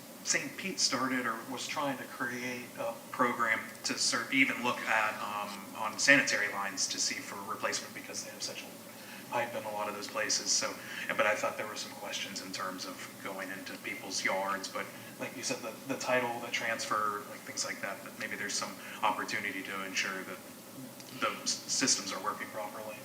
There's a lot of challenge with the homeowner costs involved with that as well. Overall, it seems like you're doing a great job to keep Clearwater with its name, providing us clear water. Well, that's the intent. That's what we do day in, day out. That's what we're here for. Quite a job. Thank you very much. Thank you. Thank you all. Thank you very much. Thank you. Thank you. All right, any comments from the audience? All right, we'll move on to the next item, 4.4, presentation about Green Fleet Program. Thank you. Hi. Hello So, again. Sheridan Boyle, Sustainability Coordinator. This is just a brief update, maybe brief, about where we're at with our Green Fleet planning. So to give you some numbers, currently we have 14 hybrid vehicles and 16 more have been ordered and we're waiting on their arrival.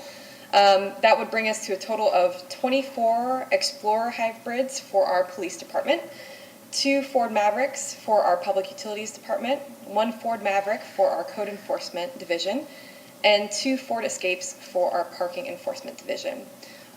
Looking at our fleet as a total, when we add off-road vehicles, we have about 1,800 vehicles, and so that's roughly just under 2% of our fleet is hybrid right now. So we did just have our first Green Fleet Committee meeting this month.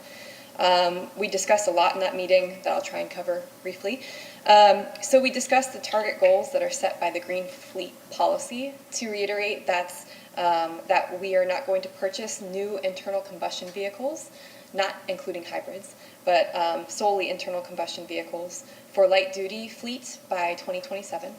So following 2027, we will not be purchasing new light-duty internal combustion vehicles. And then the overall goal is that we are going to convert 100% of our light-duty vehicles to alternative fuels, so hybrids or electric, by 2040. We discussed helpful interim targets to help meet those goals, most logically of which is 50% of our light-duty fleet should be transitioned by 2030, and then 75% is alternatively fueled by 2035. Wait, say that again. Say it, please. Yes. I can't write that fast. So these By are interim 2030. targets to help meet those goals. So 50% by 2030 and 75% by 2035. We did discuss that these last two goals that I mentioned, not the first two that are required in the policy, the last two will be guiding targets to gauge progress rather than binding commitments, because it's going to depend on the department. That's 8 years. Some departments will have a very easy time meeting that goal. For instance, our police department replaces anywhere from 14 to 20 vehicles each year. So for them, flipping 50% of their own personal fleet is going to be easier than a department that might hang on to their vehicles longer or have fewer vehicles in them. We also, it would not be in a sustainability interest to needlessly replace perfectly fine vehicles. So, again, we reiterated our commitment to, as our fleet ages out, replacing them as they come about. On average, we keep our vehicles for about 8 years, so it does help us in that regard. And we did discuss that there are some departments, like our police department, that will, for the time being, remain mostly with hybrids until electric vehicles have developed enough that they can provide a continual level of service that the police department currently requires. However, for their admin vehicles and other departments with administrative vehicles, that will be an easier transition to electric in the short term. Now, in the long term, I think we're going to see, and we're already seeing, the battery capacity expand greatly, and the amount of mileage that you can get off of one charge is probably going to greatly increase, as we've already seen. We have also discussed charging stations, because that's really the most critical component to getting electric vehicles. We have to get charging stations in order to purchase electric vehicles. So we have a list of where all city vehicles stay overnight, and we'll plan charging stations and locations based on that list. We're going to determine the ratio of charging stations to fleet vehicles that will stay there. Currently, there's a little bit of debate, and so we'll probably see what works best for us. We see the city of Largo recommends one dual port charger for every 4 vehicles that are EVs. But then when we talk to some providers like ChargePoint, they say that you can get really, one dual port for every 8 vehicles. It's really going to depend on how frequently those vehicles are used and what they're doing. So it may, that ratio may change based on department. Are you looking at there's different charging capacities? Yeah, So you're looking we're at only looking at level 2. level 2? Yeah, Okay. that makes the most sense for us. It's most economical. It would best suit our needs, our Okay. charging needs as well. And that's what we see is pretty much the norm across municipalities. Now, when we get into further down the line, if we did need some fast charging capabilities for our police department, that's when we might, but the technology might look very different at that point from the battery capacity. Let's see, so we are interested, and we've gotten direction from our city manager to start either with our parking enforcement or code enforcement vehicles due to the local nature of their work and the potential of high public visibility. So we definitely want to include vehicle wraps in this to make sure that the public is aware, not only to pat ourselves on the back, but also to make it more visible that this transition is absolutely happening, not just for your city, but for the industry as a whole. So Sharon, I've seen different kinds of vehicles for the parking. I've seen little like golf cart type things as well as big trucks. All of them are what you're talking about? Yeah. Okay. So we define light duty as anything that's smaller than 3/4 of a ton truck. So anything that would, I'm the same way. Anything that would be under that would be required. The beach vehicles, like they're gas. Mhm. What's the time frame, or what are they looking at in terms of changing those over? That's really high visibility there Yeah. on the beach. Yeah, and it probably depends on the vehicles. We haven't established a timeline necessarily right off the bat for them. I think they would be some of the more easier ones, especially when you're talking about like four-wheelers and things like that, to convert those over. But right now, it's the parking vehicles and Code enforcement. code enforcement. Yeah, those are the ones that we're going to start looking at in more Okay. depth. You said as electric, not hybrid, as electric. Electric for those, yeah. Thankfully, I mean, we've been doing work to progress towards hybrids even before we had this green fleet policy, even before Greenprint.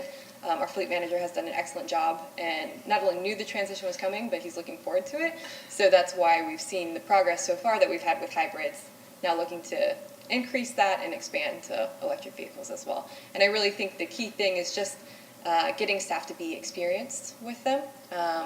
We were, unfortunately, because of COVID numbers, it's been canceled, but we are going to plan it hopefully for February, if not March. But with the Southern Alliance for Clean Energy, we're going to have a test drive event for a Tesla that's only for city staff. And we're having it at a location that's more central to our departments that are operationally heavy. And I will be targeting those departments and really hoping that they come out and test drive those vehicles. So. And finally, we discussed financing mechanisms for electric vehicles specifically. There is a really innovative approach of leasing that has proved really beneficial for our neighboring municipalities. Most recently, Tarpon Springs has tried it out. And what it looks like is you lease the EVs through a third-party company, and that allows the city to take advantage of the federal tax credit for EVs. From Tarpon Springs, they've seen, as well as Winter Park, they've seen that they're able to purchase or acquire 2 EVs for the price of 1. And in some instances, that's actually 3, not for Tarpon Springs, but for Winter Park. They've had 3 for the price of 1. You're talking about leasing versus purchasing? Yeah. And then at the end of the leasing period, the city would own the vehicle. And there's tax incentives for leasing? No, for the electric vehicles that the city cannot use if we purchase the vehicles outright. By leasing the vehicles through a third-party company, they're able to experience the tax credit and pass that on to us.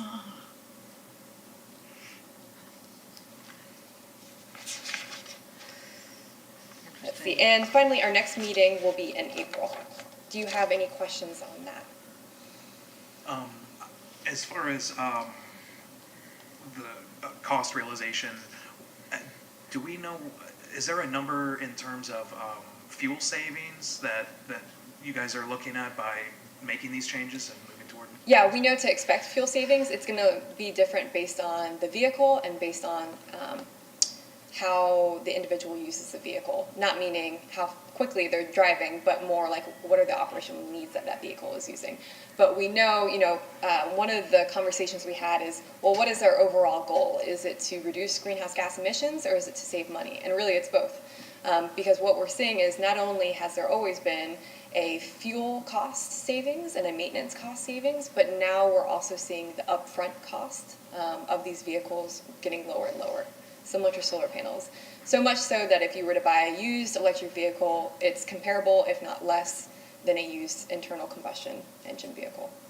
So, and that's where we're at right now. We only expect it to get better. Going back to our earlier conversation about Ready for 100 and the Greenprint Plan and the recommendations to accelerate it, looking at your time frames of, if I understood you correctly, by 2040, 100% of lightweight vehicles. Mm-hmm. How does that time frame fit with what we saw in the presentation from the Sierra Club about the world being on fire? Yeah, I mean, so from a light-duty perspective, it's great. However, there's our heavy-duty vehicles. And the reason that we're not including heavy-duty in this yet is we do not have the market for those vehicles yet. They're just not available to us. It's really even difficult to plan for their conversion at this state just because they're almost in prototype form, where we're seeing some cities in the north and in California use them. For instance, I talked to our fire chief today, and he was really excited because there are now 3 companies that are producing and trying out electric fire trucks. But still, it's very early in the game. So at least for if it's ready for 100 by 2050, There's still a lot of time for those vehicles to come to market and for us to create this policy and try and match what our city goals are. Is the 100% lightweight by 2040, is that an aggressive enough goal? It depends on probably who you ask. I think we see different municipalities that have quicker goals, and we see different municipalities that have no goals, but they are including electric vehicles into their fleet. I think for us, it's what we're most comfortable with, especially with not yet having an electric vehicle and with electric vehicles now entering the market at a rapid rate.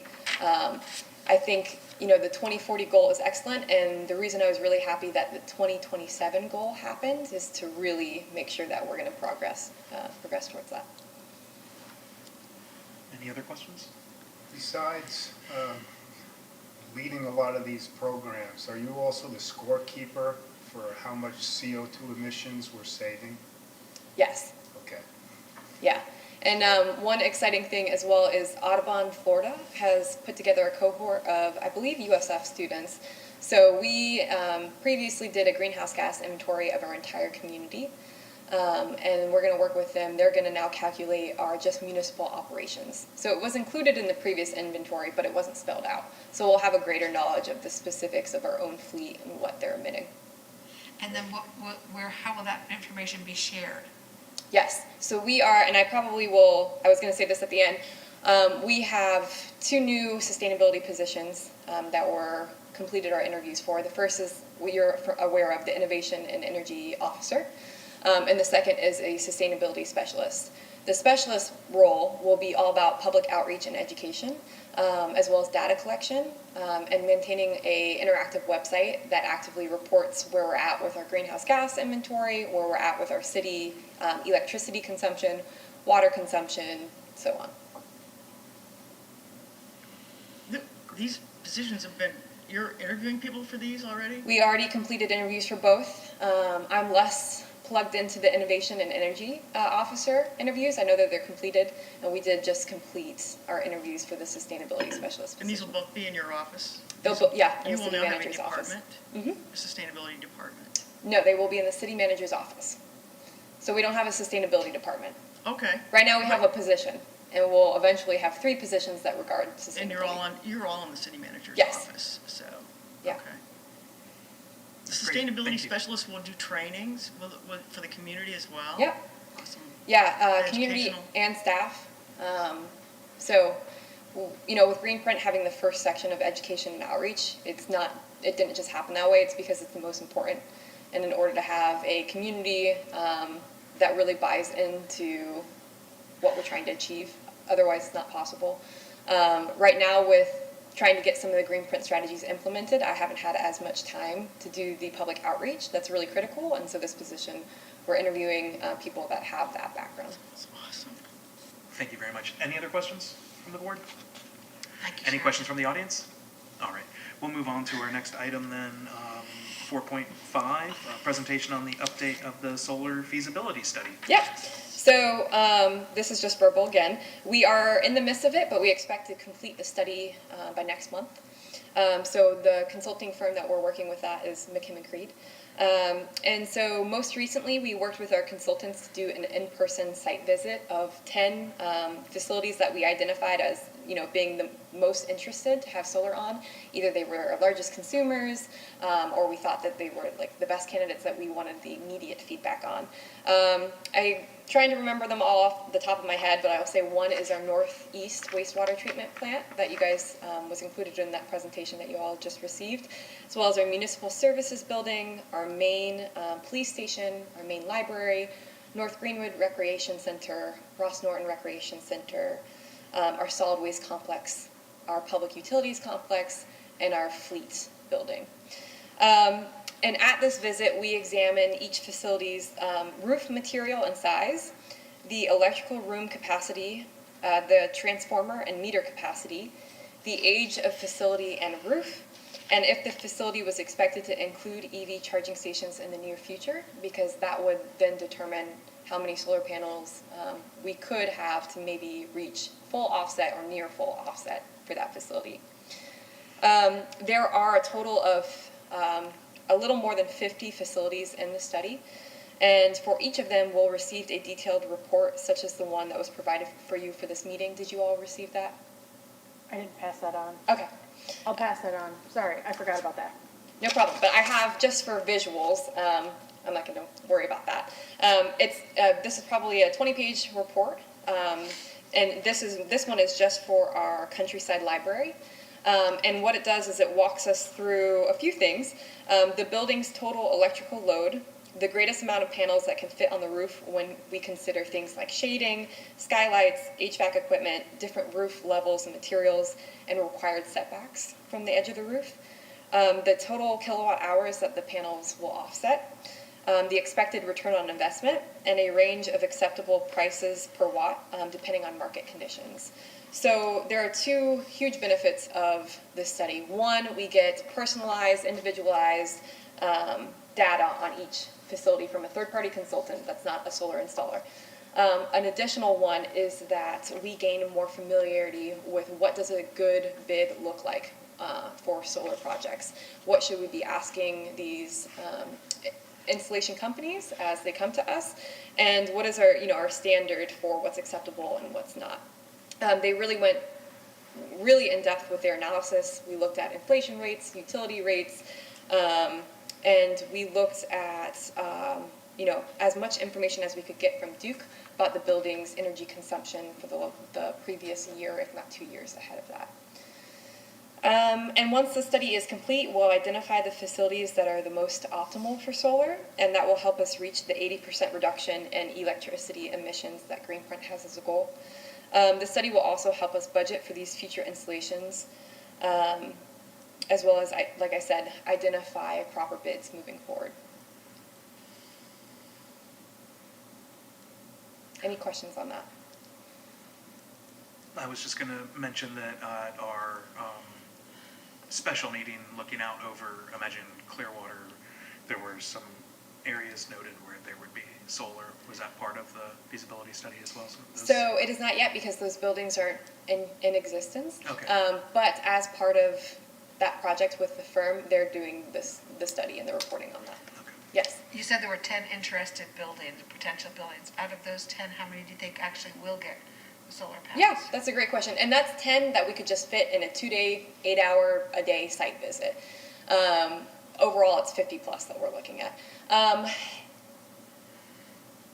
It depends. So I will say there are some buildings, I want to say it was our municipal services building, that when we looked at the electrical capacity, they didn't have that much room. So that might involve adding like another transformer, which is expensive, but in the grand scheme of things isn't too expensive. So there are several options for that. I would say our rec centers were pretty good candidates. Both Ross Norton and North Greenwood have very large consumptions, or electrical loads, and a good amount of roof capacity where they're not greatly shaded. They're both very varied in their roofs where they have multiple levels.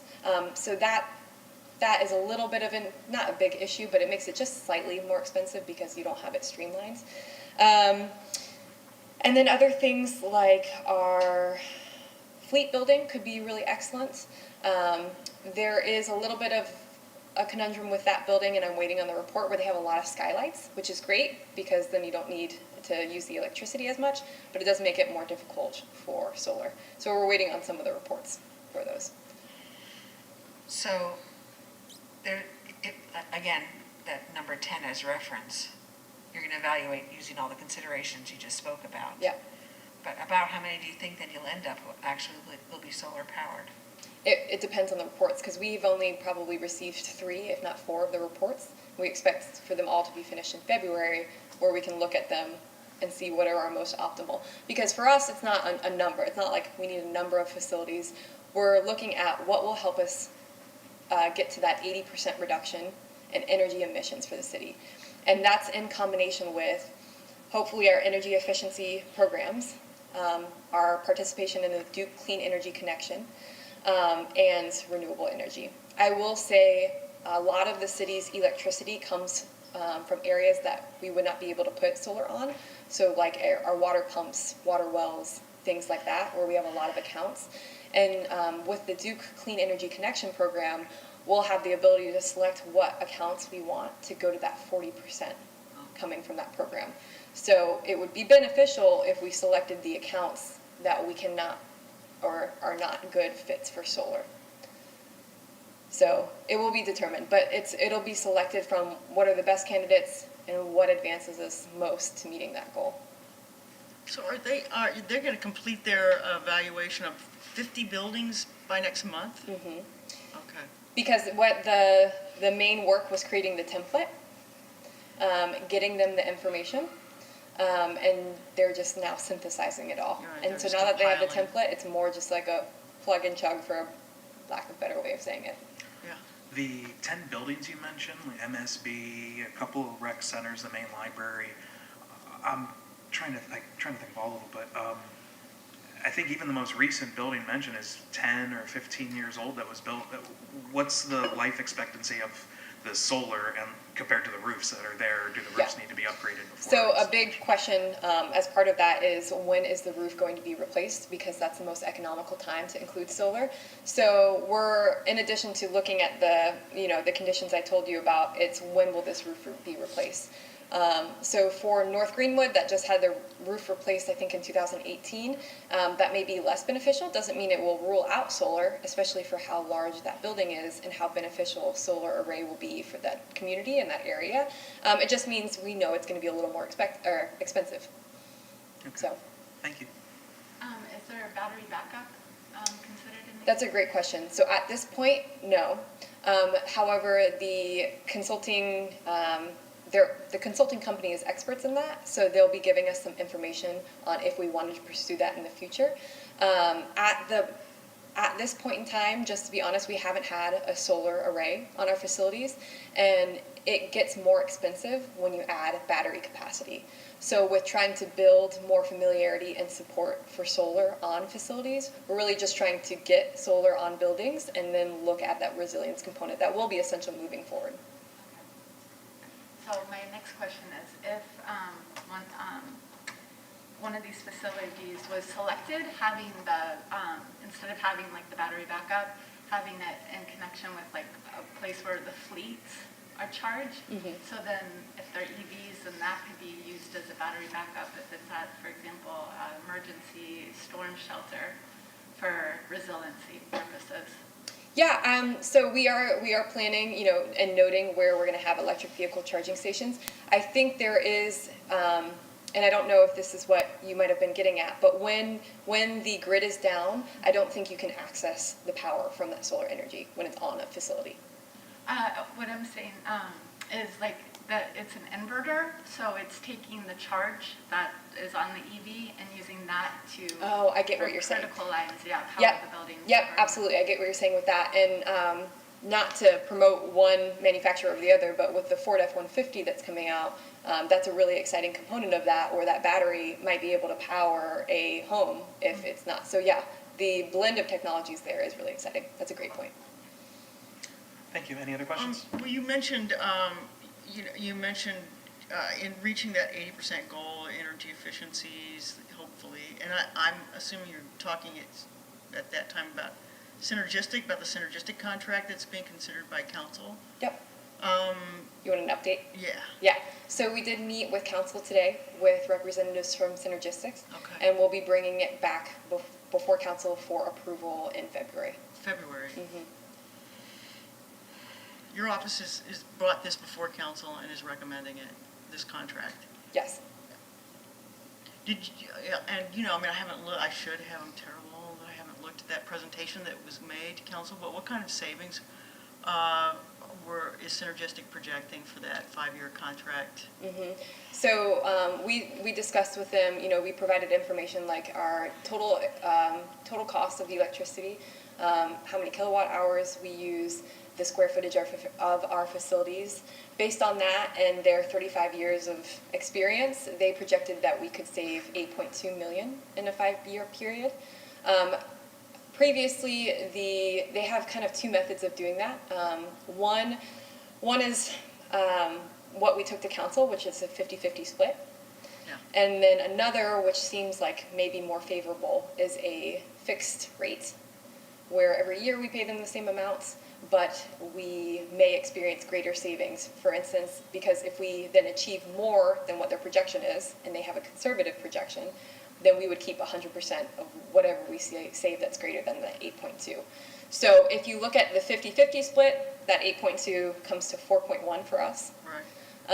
And if you look at the fixed rate, they're projecting it would be 5 million and some change.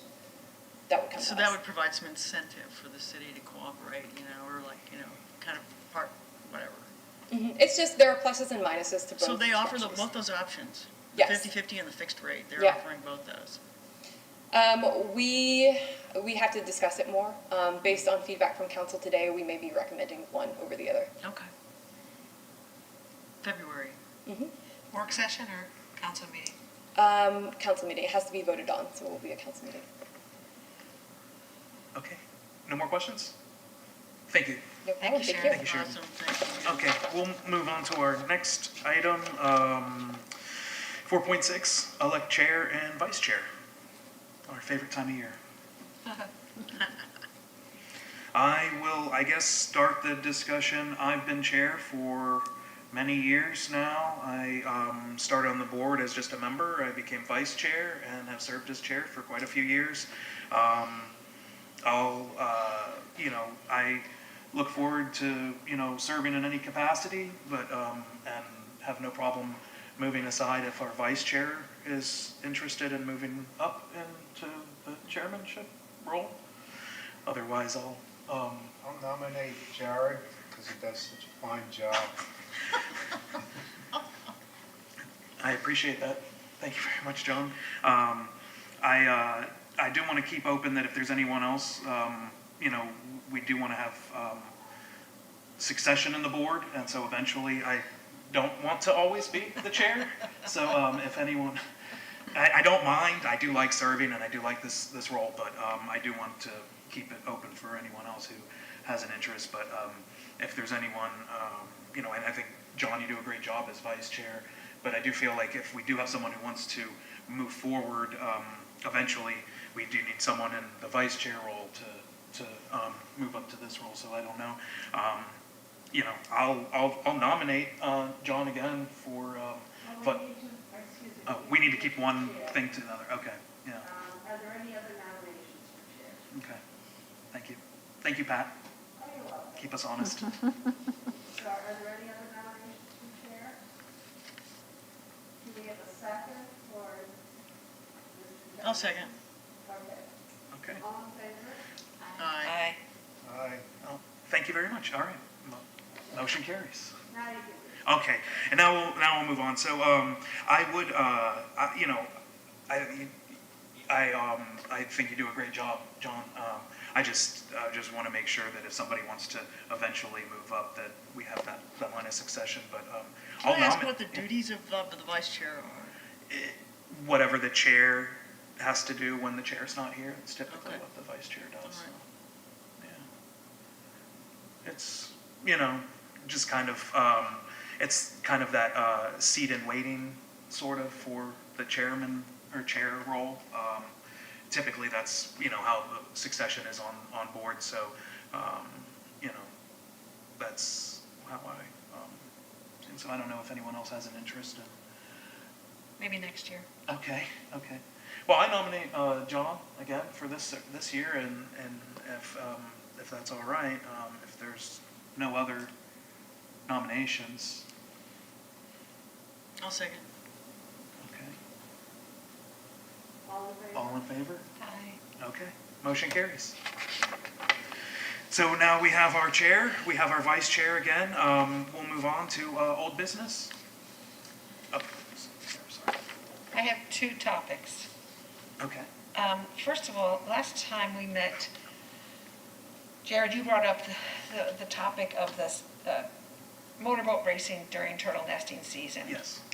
And after thinking about it for a while and listening to people in the community, I think it would be good if we could make a statement that as the Environmental Advisory Board tasked to protect the environment, that it's probably not a good idea to have motorboat racing during turtle nesting season. So maybe a letter to council in opposition? Yeah. Okay. A recommendation to move it. Okay.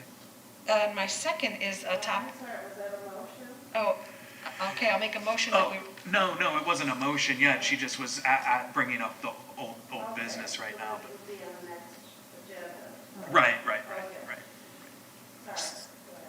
so wait, so what's the next step then? I'll put it on the agenda next time to discuss it and. Okay. And then we'd, Yeah, okay. we'd discuss and approve or. Okay. And then the second thing I wanted for us to discuss was something that John brought up while we were on the roof, about the seabeds that are outside of the channel and that will be impacted by the boats that come to listen to music. Yeah. I'd imagine Clearwater, and that perhaps we could make a statement about how to protect those seabeds, whether it's some sort of recommendation we make to council that they put up signs or have enforcement or something to that effect. Yeah, I think that's a great point that you brought up earlier, again, John, too, and thank you for bringing it up, Marita. Would that be another letter to council, or would we have to meet with? It would need to be a letter from council. A letter to yeah, council? Yeah, a letter to council. Yeah, because I've talked to like the different, so it would need to come from council to direct somebody to work on that project and to do that process. So it would need to come from them. So what's our next step then? We'll talk about it at the next meeting and draft the letter Okay. and that sort of thing. I have a lot of homework. Well, I can take that one off the plate. Okay, all right, thank you, John. All right, Since it's one of my favorite issues. all right, Okay. thank you. Yeah, if you want to send me a draft letter before the next meeting, and then I'll distribute it so we can, that'll quicken that letter. You know, the first step is really to perform a up-to-date survey. Yeah. You know, to understand the current status of it, and that can be plugged into the Tampa Bay Estuary Program Atlas for the area as well. But, you know, it would then have to go to the Coast Guard for approval of Yeah. restricting the moorings in that area. Okay. So I could even meet with the director of the Coast Guard, which is right down the street from where I live, and see what the process would be Okay. with that, to outline Great. All right, so we'll have something I'll moving put on that together at the a next draft. meeting then. All right. speaking of letters, I'm not sure if this is the right time to bring this up, but and what you have to do, I can volunteer to write something up about support of Ready for 100. Oh, sure, okay, perfect. Thank you. What about the synergistic, do we want to weigh in on that? Once again, it's going to happen before we meet again. You know, a decision on the synergistic contract. You're not supposed to take action that's not on the agenda. That would be an action, yeah, not on the agenda. So we can't, We put it on the agenda next time. for next time, okay, all right. Well, it That allows public input. would have already been gone But by. it'll So already be It's already gone by been then. voted on, yeah, by So, council. And we need Go to the finish meeting. The building by 6. Yeah, so we can't weigh in basically because, no, it's already passed us. Yeah. Any other old business? No, but can I just make a comment? Yeah. You can weigh in as an individual. I know, Yeah. and I will. John, I guess no other old business? All right, we'll move on to the director's report. So just two things that were supposed to be on the agenda today. The master plan for Parks and Rec, that project has been put on hold, and so she's going to let me know when they start developing the scope again. I think their eyes were bigger than their stomach, and they realized like how much it was going to cost for everything they wanted. So it's like they gotta dial back a little bit. So they're not quite there yet. And then the herbicide and fertilizer application stuff. So the guru in our Parks and Beautification Committee cannot make Wednesday nights. So that will be something that we can look at, maybe a special meeting or something like that he can come, or maybe he could like videotape something or do something like that, because Wednesday nights do not work for him. And so if you guys want to send me some brainstorming ideas on how to get more information from him without him being here, feel free to do that. And then I have a couple of things. The superboat races and the seagrass will be on the next agenda. So if you want to just email me additional ideas for the sake of time, unless you have something like quick. Your point about the Parks Department, would it be possible to have a site meeting at one of the parks, like we did at Crest Lake Yeah, what about last a year, field where trip? he could come and we can engage with him at that time? Which park? Do you have one in mind? I didn't have one in mind. I Okay, just, I'll you know, talk to him, leave because maybe that there's an to appropriate him one. Yeah. to determine, Or where they, Yeah, and I'd hope that it would be a meeting pesticides. at some point before our next meeting, so that at our next regular meeting, we can have, make more, movement. maybe it's forward on something this. like Moccasin Lake, Yeah. that's more, Yeah. environmentally oriented and education based. Yeah, I Well, was thinking Moccasin Lake Moccasin is, too. is wild already, Yeah. All right. but that would be a good place. Okay. Yeah. Anything? But leave it to Yeah. So if if you guys have any other suggestions, just email me. Okay, great. Thank you. Sarah, did you say the turtle issue would be on the next agenda too? The speedboat The races? superboat races, yeah, yep. Okay. All right, we'll move on to board members to be heard. We'll start with our newest member, Sheila. I don't have anything. Okay, thank you. Sorry to put you on the spotlight No immediately. problem. All right. Marita? You got it? Thank you. All right, yes. all right. Glennon? Yeah, I just was hoping we would be able to weigh in on synergistic, but since we can't do that as a body, maybe we can, at least as individuals, support that in February. Okay. I think that's it. All right. John? Just to note two issues that I'm working on kind of independently, and that's with Sheridan to look at feasibility of one of the community gardens that could be run as a pilot somewhere in the city. And it's a keen interest of mine, and I've chatted with her about it. We're going to be working towards seeing if we can get a community garden started. Okay. Well, I look forward to, if you have a report at some point in the future, let me know. Or Nothing let us to all know how it report goes. other than it's, Yeah. it's on my agenda. I thought there was one, right behind the old.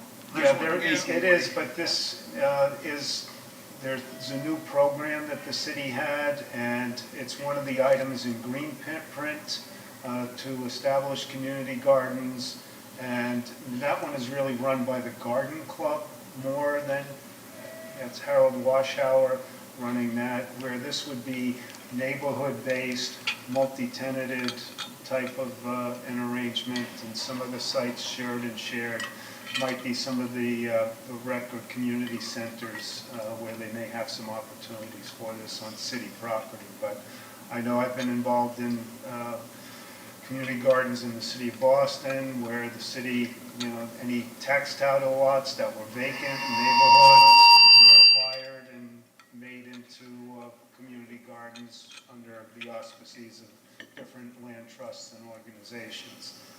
The other I have is I saw on the city council agenda they approved nearly about $800,000 worth of improvements at the sailing center, which is across the street from me.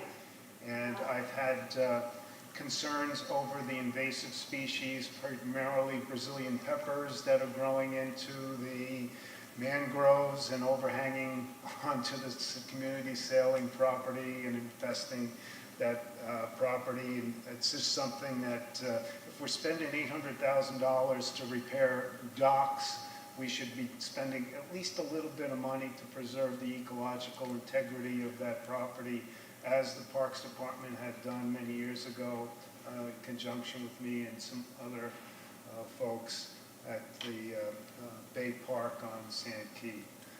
So that's another project that I'll be pushing on, and have chatted with Sarah about that in the past to see how we can get the Marriott Hotel to remove these huge Brazilian pepper trees and carrotwood trees that just sheds more seed and is a seed source, the largest one now on Sand Key. No response though. Well, I look forward to the update as you Yep. move forward in your report. For myself, I don't have much to say. I was hopeful that our city manager would be here so we could discuss more meetings moving forward and other activities for this board for this year and moving forward. Hopefully we'll get to do that at our next meeting. And until then, I'm going to adjourn for today. Thank you. Thank you.